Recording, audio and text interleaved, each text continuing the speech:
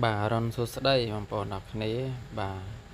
ngày nay nhom mà voice over tích thế tôn tình năng phèn cá xâm rạp khá thuê đầm ná chanh bì khát xìm riếp chua trực can prom đàn mông bấy này khát bê về hìa tầng ọc nhà lứ bọn năng chập đám dương trôi từ chả sang từ cả sang cả tích bàទីតាំងគឺយើងចេញដំណើរពីចិត្តពេញទៅចោលសៀមរាបនៅទល់មុខនឹងវត្តកេសរារាមបាទនៅតាមបណ្ដោយផ្លូវជាតិលេខ6ជាប់នឹងស្តុបសុខាណាបាទទីតាំងហ្នឹងគឺខ្ញុំចាប់ផ្ដើមចេញម៉ូតូពីទីតាំងហ្នឹងឆ្ពោះទៅកាន់ខេត្តព្រះវិហារឥឡូវយើងចាក់ពេញហើយបាទបន្តមកអ្នកទាំងអស់គ្នានឹងទៅមើលខ្ញុំធ្វើសកម្មភាពផ្សេងបាទដូចជារៀបចំកាបូបបាទខ្ញុំបានដាក់កាបូបនៅខាងក្រោយម៉ូតូកាបូបនឹងមានកៅអីមានតុហើយនឹងមានខោអាវ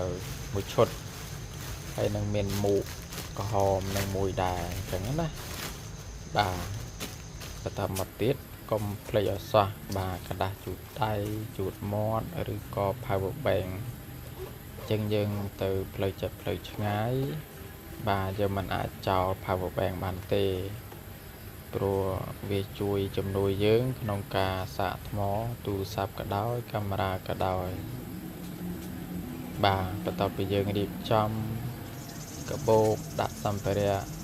មានសពគ្រប់ទៅហើយបាទខ្ញុំក៏ចាប់ផ្ដើមរឹតខ្សែបាទរឹតជាមួយនឹងកាបូបបាទភ្ជាប់ជាមួយនឹងម៉ូតូកុំឲ្យវាមានបញ្ហាធ្លាក់ឬក៏វាជ្រុះឬក៏ជ្រេអញ្ចឹងណាបាទឥឡូវយើងចាប់ផ្ដើមចេញដំណើរអញ្ចឹងគីឡូម៉ូតូរបស់ខ្ញុំគឺ025ហ្នឹងខ្ញុំជិះបាន2052គីឡូអញ្ចឹងណាឥឡូវខ្ញុំចាក់សាំងមកពេញហើយអញ្ចឹងខ្ញុំនឹងចាប់ផ្ដើមចេញដំណើរពី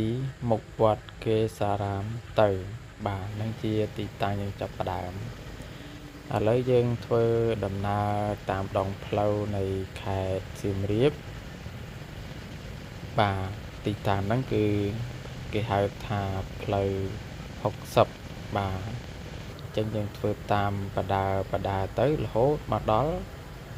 បាទភូមិព្រះដាក់ហ្នឹងហើយអ្នកទាំងអស់គ្នា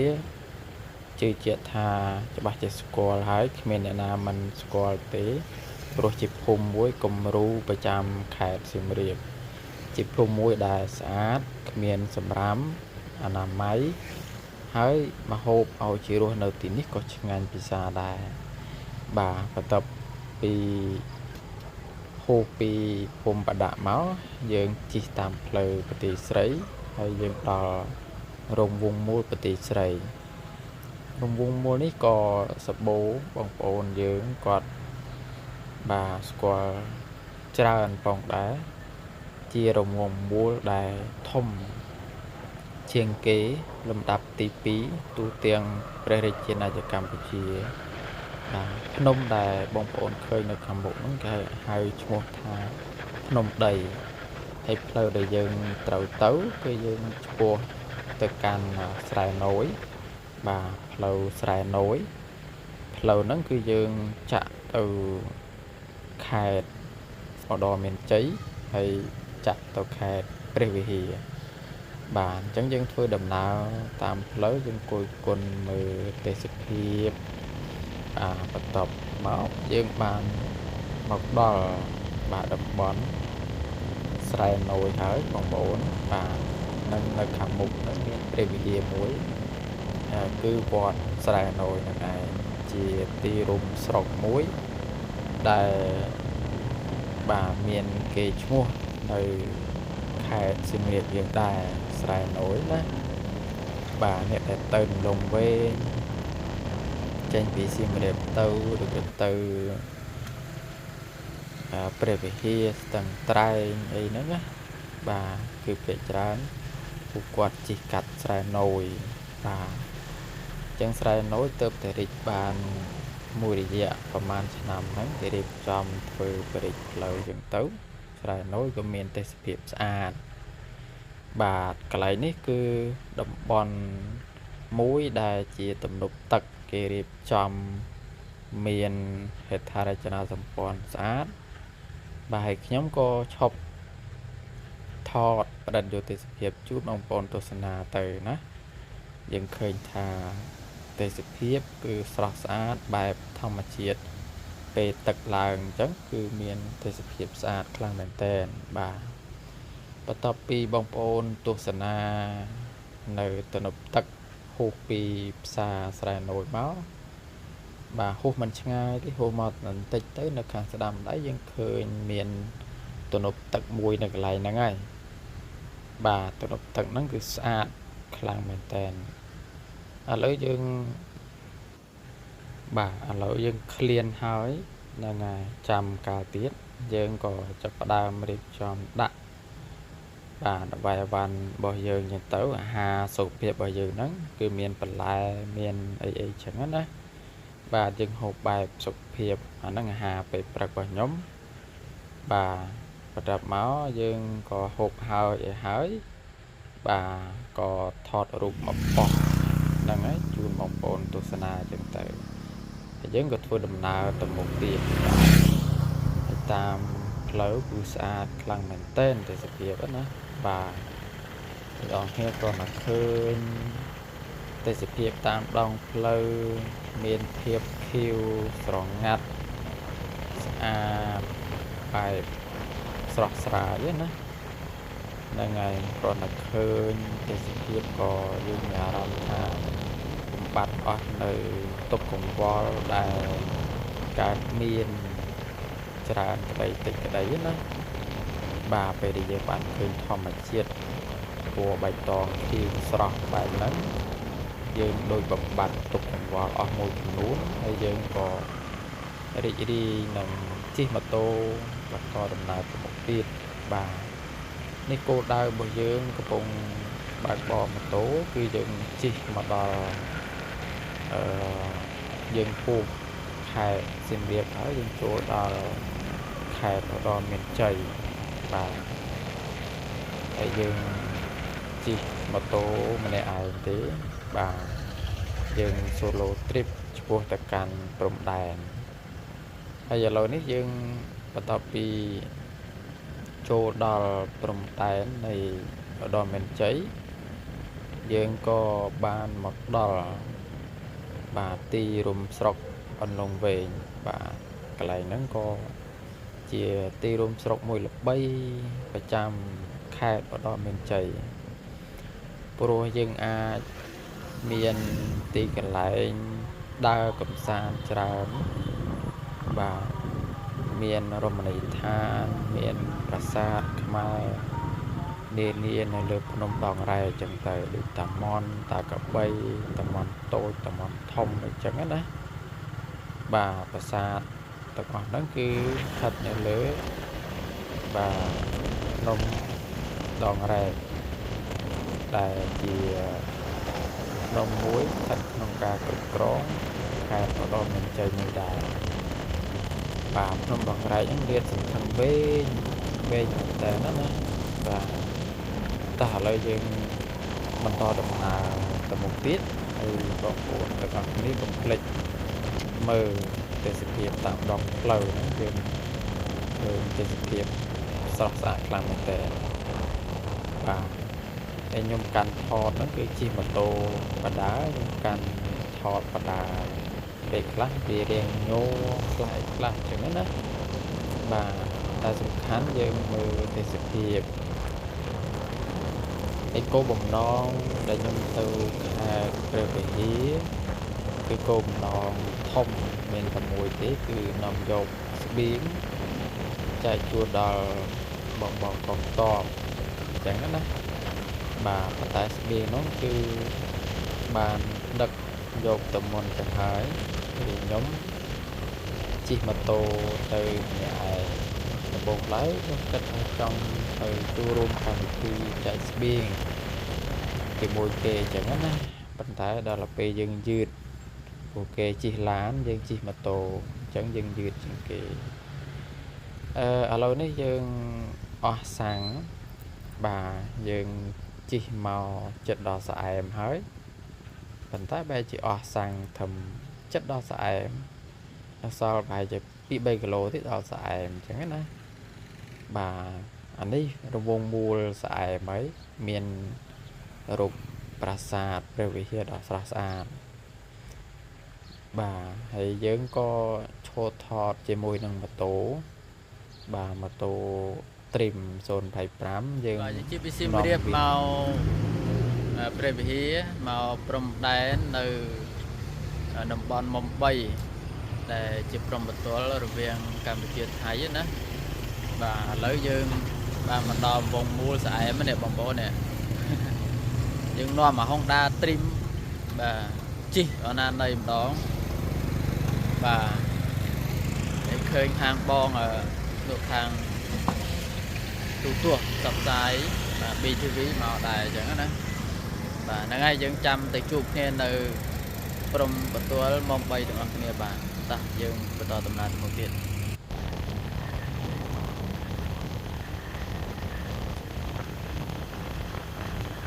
បាទតោះ let's go យើងចេញដំណើរបន្តទៅទៀតបាទតាមដងផ្លូវនេះគឺយើងហូបស្អែមមកហើយបាទហូបឆ្ងាយមកគួរសមហើយប៉ុន្តែទេសភាពតាមដងផ្លូវគឺនៅតែស្រស់ស្អាតអញ្ចឹងហើយខ្ញុំក៏បានយកកាមេរ៉ាថតបដិយោទេសភាពជូនបងប្អូនទស្សនាហើយតាមផ្លូវហ្នឹងគឺស្របជាមួយនឹងភ្នំដងរែកទៅរហូតបាទរហូតដល់តែទៅដល់តំបន់មុំ3ដែលជាទីតាំងឈរជើងរវាងកងទ័ពកម្ពុជាជាមួយនឹងកងទ័ពថៃបើខ្ញុំស្ដាប់ពីបងទាហានដែលខ្ញុំបានទៅសំណេះសំណាលសួរសុខទុក្ខគាត់បាទអស់ចិត្ត1 ម៉ោងបាទខ្ញុំដឹងរឿងខ្លះពីពួកគាត់ថាកាលពីឆ្នាំ1908ជាងហ្នឹងទាហានកម្ពុជានិងថៃគឺប្រៀបដូចជាបងប្អូនអញ្ចឹងណាបាទមានទុរៈមានបញ្ហាគឺចេះជួយយកអាសាគ្នាទៅវិញទៅមកហើយតំបន់នៅខាងលើនៃតំបន់មុំ3ហ្នឹងរវាងបន្ទាត់ព្រំដែនកម្ពុជាថៃហ្នឹងកន្លែងហ្នឹងមានអូមួយឆ្លងកាត់កន្លែងទីតាំងអូហ្នឹងឯងជាតំបន់មួយខ្សែបន្ទាត់ព្រំដែនហ្នឹងណាគាត់និយាយគាត់ថាជួយគ្នាទៅវិញទៅមកខ្លះខ្វះត្រីខ្វះអីចឹងណារោនឹងអូនឹងឯងចែកគ្នាទៅវិញទៅមកអញ្ចឹងទៅបាទឥឡូវយើងមកដល់ទីរួមស្រុកចំខ្សានបាទទីរួមស្រុកចំខ្សានគឺកន្លែងនេះគឺមានវងមូលមួយណាមានផ្លូវបាត់កោងមួយកន្លែងនេះបើយើងបាត់កោងទៅនោះគឺយើងទៅតំបន់ព្រំប្រទល់កម្ពុជាថៃគេហៅតំបន់មុំ3ដែលកំពុងតែផ្ទុះអាវុធកាលពីថ្ងៃទី28អញ្ចឹងណាបាទចេញពីស្រុកជាំខ្សានទៅកន្លែងមុំ3គឺ50 គីឡូពីនឹងទៅទៀតណាអញ្ចឹងអ្នកនរគ្នាមកមិនបាច់បារម្ភទេព្រោះគេមានការ៉ាសាំងមានមហូបមានអីលក់នៅកន្លែងហ្នឹងច្រើនអញ្ចឹងណាបាទ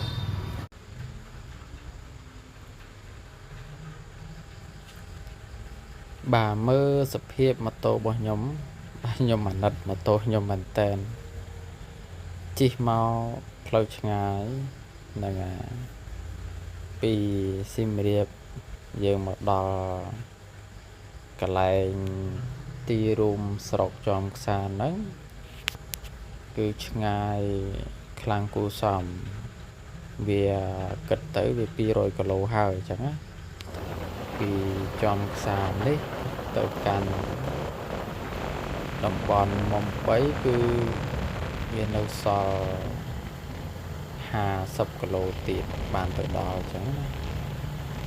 បាទអញ្ចឹងហើយបានជានៅតំបន់ហ្នឹងគឺមានការពិបាកមិនពិបាកធំដុំទេពួកគាត់មានការរស់នៅដាច់ដោយឡែកឆ្ងាយពីគ្នាអញ្ចឹងណាអញ្ចឹងនៅពេលដែលគាត់ទៅរកការម្ហូបអាហារអីក៏ពិបាកដែរត្រីបន្លែសាច់អីហ្នឹងជាពិសេសបងខាងកងទ័ពគាត់តែងតែមានការខ្វះខាតច្រើនបាទហើយទេសភាពគឺថាthe best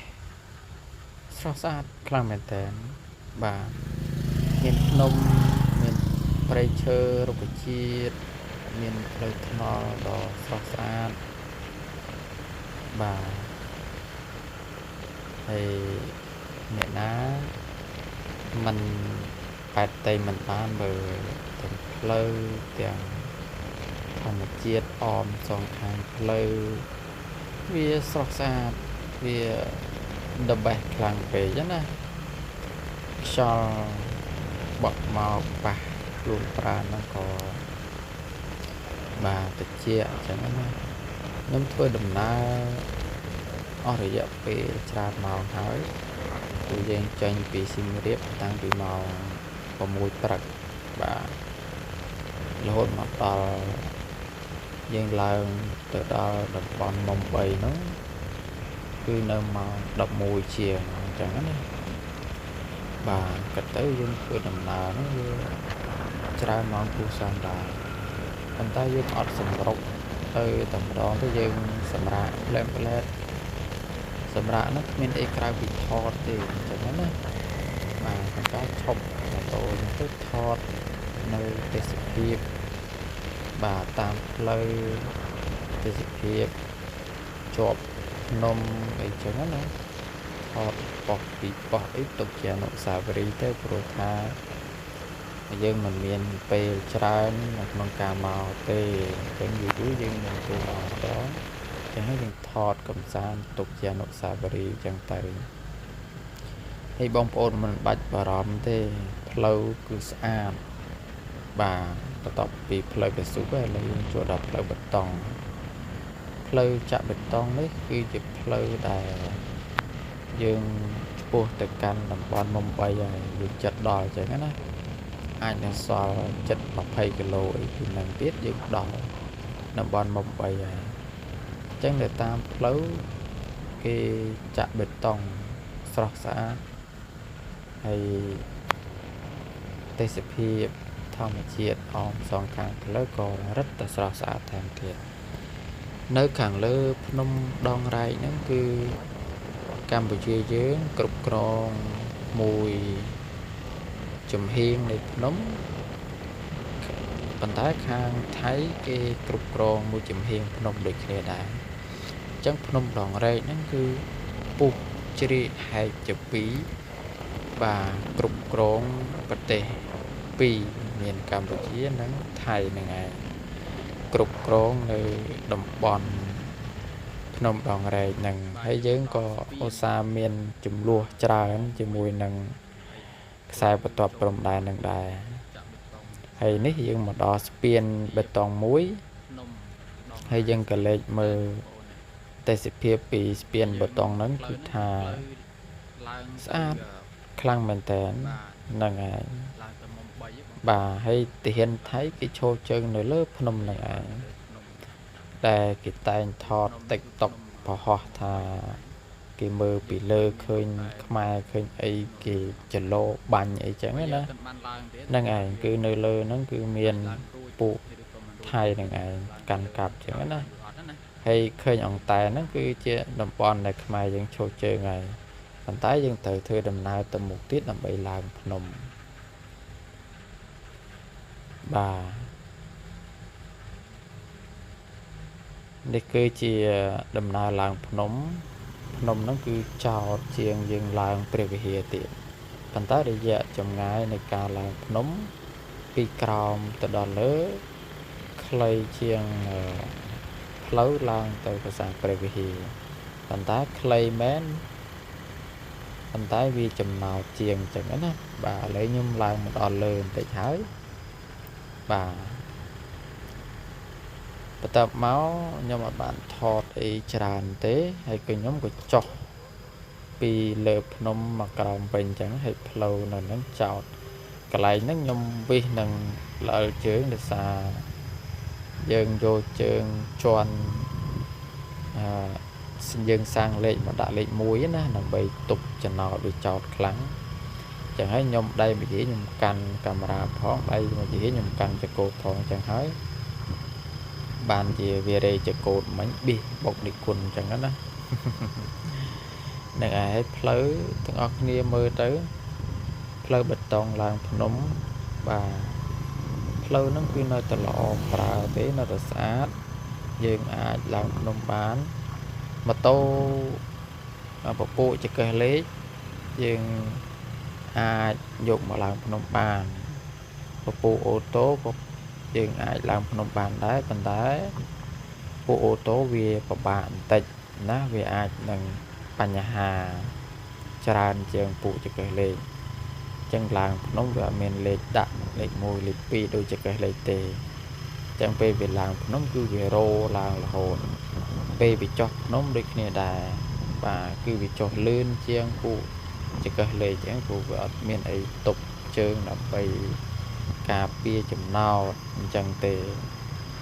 ចឹងបងប្អូនកលេចមើលទៅបាទអាហ្នឹងផ្លូវហ្នឹងគឺផ្លូវឡើងទៅតំបន់ក្តៅគគុកតំបន់មុំ3ហ្នឹងណាបាទគឺផ្លូវហ្នឹងឯងឡើងនេះផ្លូវហ្នឹងគឺផ្លូវឡើងភ្នំប៉ុន្តែខ្ញុំថតពេលចុះភ្នំហ្នឹងដោយសារពេលឡើងភ្នំខ្ញុំអត់ហ៊ានថតទេព្រោះវាចោតខ្លាំងពេកអញ្ចឹងទៅខ្ញុំអត់អាចកាន់កាមេរ៉ាមកជាហៀងហើយយើង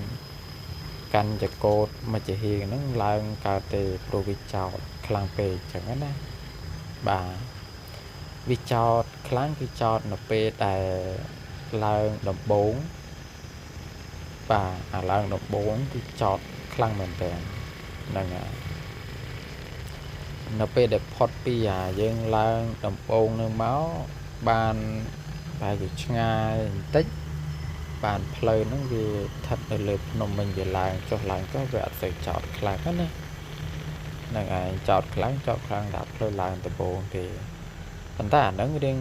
វែងគូសំដែរអញ្ចឹងនេះបងប្អូនមើលឃើញទេផ្លូវហ្នឹងគឺនៅលើភ្នំហើយយើងមើលទៅកន្លែងបកគោផ្លូវហ្នឹងគឺឃើញវាលស្រែនៅក្រោមហើយចំណោទខ្លាំងណាបាទម៉ូតូខ្ញុំទុកបាទដាក់លេខ1ទេទុកខ្លះទៅយើងអមប្រាងជើងហើយនឹងយើងអមប្រាងដៃប្រាងពីរនេះយើងអមគ្នាឲ្យស្មើគ្នាទៅបាទហើយបើវាចុះកុំឲ្យវាចុះលឿន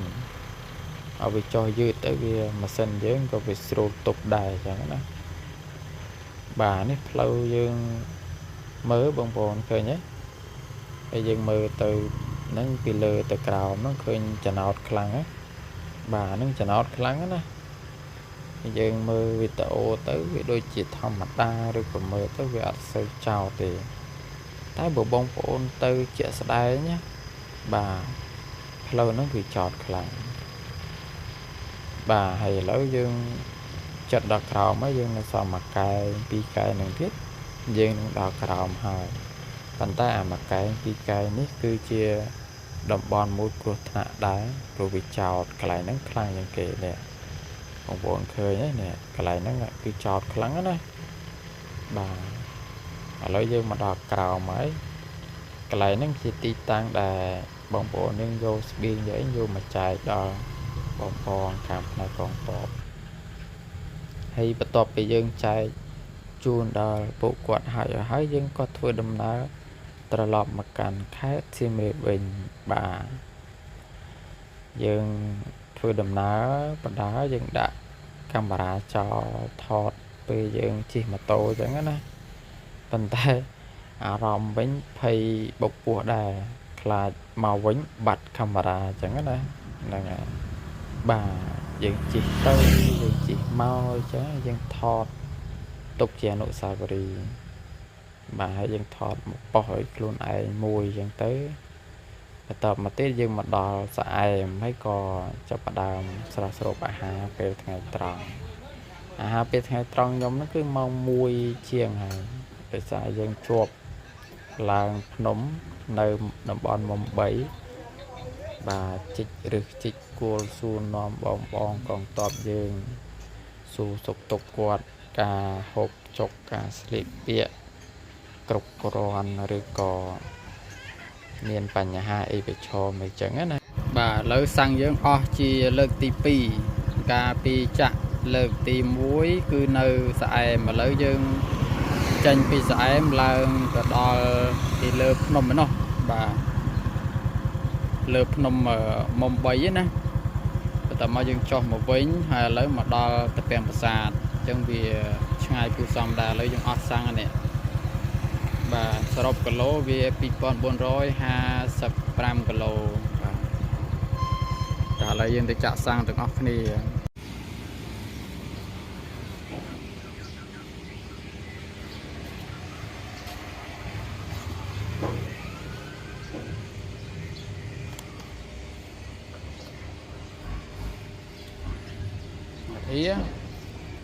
ចាក់សាំងច្រើនតាហ៊ី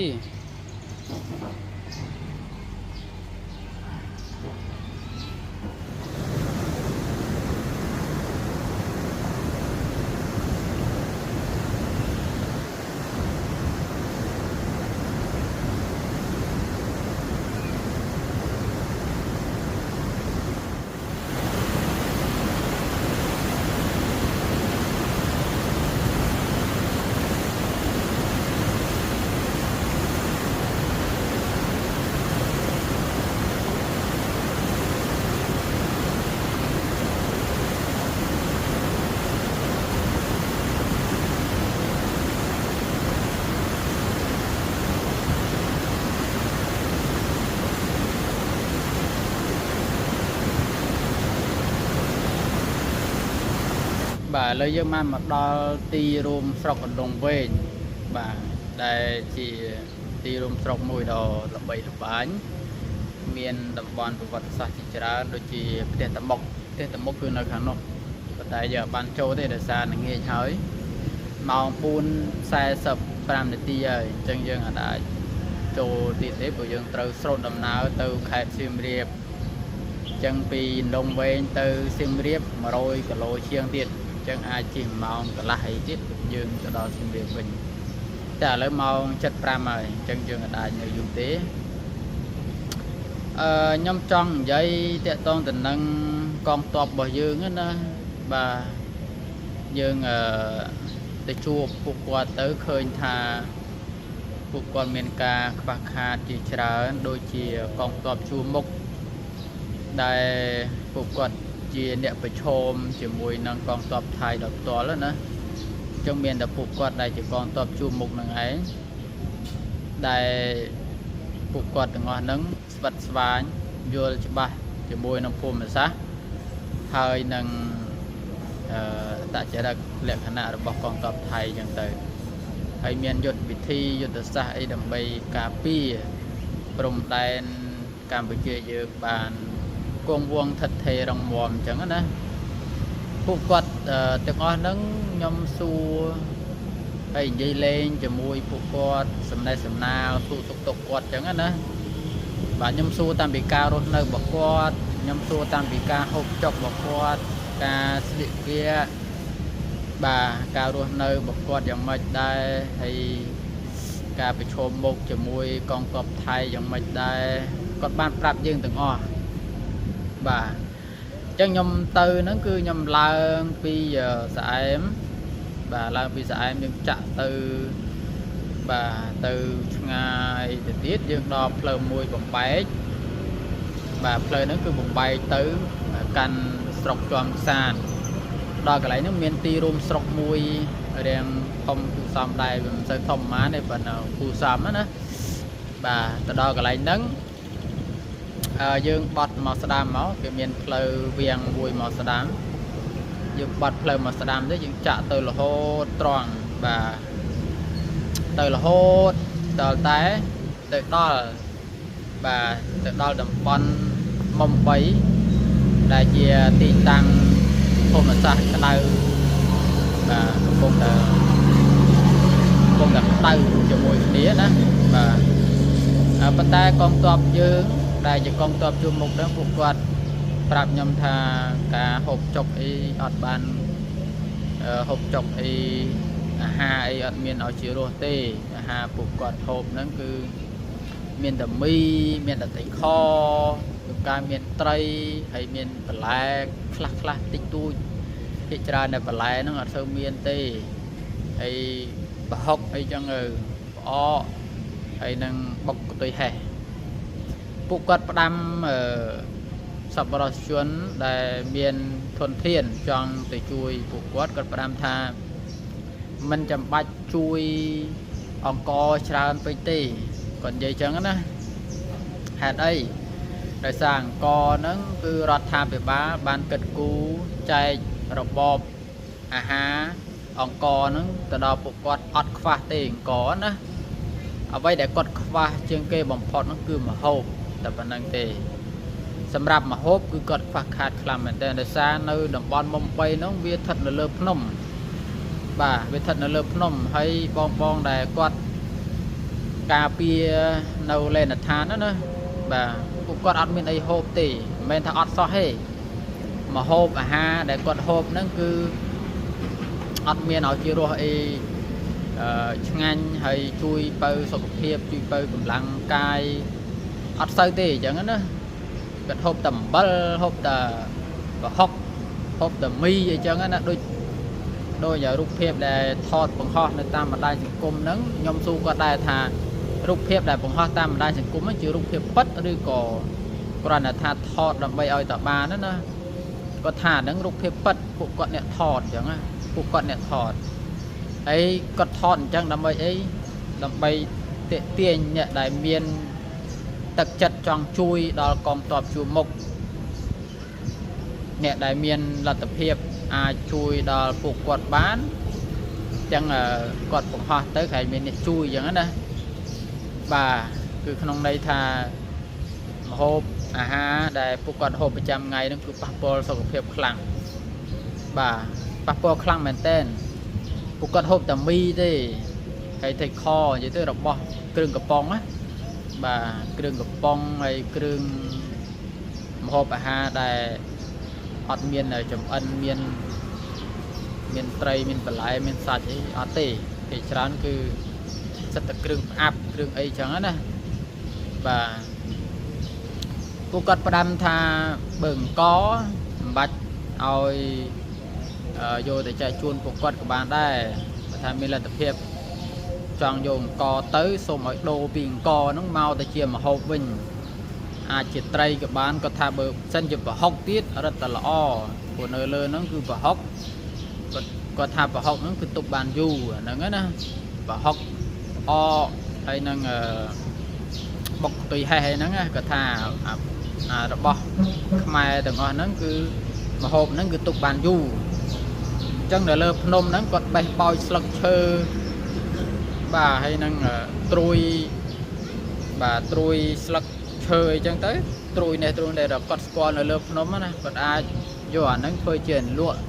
បាទសម្រាប់ហូបជាប្រចាំថ្ងៃបានវាគ្រាន់បើជាងហូបមីគ្រាន់បើជាងហូបត្រីខដែរបើហូបប្រហុកខ្មែរវាគ្រាន់បើជាងដោយសារមានបន្លែមានអីនៅលើភ្នំនោះគាត់អាចបេះមកយកមកចុចជាមួយនឹងប្រហុកជាមួយនឹងផ្ទុយហេះអីចឹងបានហើយអាហារប្រហុកផ្ទុយហេះអកអីហ្នឹងគាត់ថាអាហារទាំងអស់ហ្នឹងវាទុកបានយូរអញ្ចឹងណាអញ្ចឹងបងប្អូនទាំងអស់គ្នាដែលមានបំណងចង់បាទចូលរួមឧបត្ថម្ភទៅដល់កងទ័ពជួរមុខរបស់យើងសូមមេត្តាបំពេញតាមតម្រូវការដែលគាត់ត្រូវការដែលគាត់ចង់បានណាបាទព្រោះរឿងអីគាត់ថាមិនចាំបាច់ក៏បានដែរដូរទៅជាម្ហូបវិញក៏បានដែរអញ្ចឹងណាតែបើយកអង្គមកក៏យកទៅអត់ហាមឃាត់ទេគ្រាន់តែថាអង្គហ្នឹងគឺមានគ្រប់គ្រាន់ហើយតែប៉ុណ្្នឹងទេ តែបើយកមកទៀតក៏យកមកប៉ុន្តែបើគាត់គេថាបើយល់ល្អមិនបាច់យកអង្គមកក៏បានទេសូមឲ្យដូរអង្គទៅជាម្ហូបវិញអញ្ចឹងណាបាទអាហ្នឹងគាត់សំណុំពរគាត់ចង់បានអ្វីដែលខ្ញុំទៅចែកនិយាយលេងជាមួយគាត់សំណេះសំណាលមួយគាត់សួរទុកទុកគាត់អញ្ចឹងណាបាទខ្ញុំនិយាយចិត្ត1ម៉ោងបាទនិយាយលេងមួយគាត់អញ្ចឹងណាហើយបងប្អូនអរគ្នាបាទកុំភ្លេចចូលរួមទាំងអស់គ្នាហើយយើងលើកកម្ពស់តាមខ្សែបន្ទាត់ព្រំដែនការពារយ៉ាងណាឲ្យចិត្តថេគង់មូលយងបែងអ្នកជួមុខគឺពួកគាត់ស្វិតស្វាញការពារហើយប៉ុន្តែយើងជាប្រជាពលរដ្ឋខ្មែរជាឈាមជ័រខ្មែរទាំងអស់គ្នាបានន័យថាយើងជាជួក្រោយចុះណាយើងជួយឧបត្ថម្ភជាស្បៀងជាអាហារហូបចុកជាសម្លៀកបំពាក់ខោអាវអីចឹងទៅដល់ពួកគាត់ទាំងអស់ហ្នឹងណាបើគាត់ខ្វះភួយយើងជួយភួយទៅគាត់ខ្វះខោអាវស្លៀកពាក់យើងជួយជាខោអាវចឹងណាបើភាគច្រើនគាត់ខ្វះទៅលើម្ហូបច្រើនអញ្ចឹងយើងមានលទ្ធភាពយើងជួយទៅលើម្ហូបច្រើនអូខេហ្នឹងឯងប៉ុណ្ណឹងចុះវីដេអូខ្ញុំថតចាប់តាំងពីព្រឹកមករហូតមកដល់ល្ងាចស្មើហ្នឹងវីដេអូហ្នឹងក៏ចប់ប៉ុណ្ណឹងចុះណាឥឡូវយើងកំពុងនៅលងវែងនៅផ្ទះតមុកបាទនៅតួមុខផ្ទះតមុកបាទអរគុណច្រើនណាស់ប៉ុណ្ណឹងចុះបាទជម្រាបលាទាំងអស់គ្នាហើយសុខសប្បាយជូនពរសុវត្ថិភាពហើយយើងជួយគ្រប់គ្រងកងទ័ពយើងទាំងអស់គ្នាដើម្បីជាការលើកទឹកចិត្តជាការពង្រឹងផ្នែកស្មារតីកងទ័ពយើងឲ្យពួកគាត់មានកម្លាំងពុះពៀហើយមានស្មារតីគ្រប់គ្រាន់ដើម្បីការពារទឹកដីយើងទាំងអស់គ្នាបើសិនជាអត់មានពួកគាត់ជាកងកម្លាំងជួមុខទេយើងក៏មិនអាចរស់បានសុខដែរបាទហ្នឹងហើយអរគុណជំរាបលាបាទបន្ទាប់ពីខ្ញុំបានធ្វើដំណើរចាក់ចេញពីសៀមរាបរយៈពេល1ថ្ងៃពេញគីឡូចាប់ផ្ដើមចេញដំណើរពីសៀមរាបហ្នឹងគឺតែ2052គីឡូទេប៉ុន្តែយើងវិលមកវិញនៅម៉ោង 7:30 នាទីយប់គឺគីឡូរបស់យើងសរុប2614គីឡូអញ្ចឹងអ្នកទាំងអស់គ្នាដកទៅបាទដក2052បាទយកមកដកនឹង2614គីឡូទៅយើងនឹងឃើញគីឡូសរុបប៉ុន្តែខ្ញុំចំណាយសាំងគិតសាំងណាត្រឹមតែ1រេសវ៉កន្លះទេបាទអញ្ចឹងបើគិតជាលីត្រវា6លីត្រ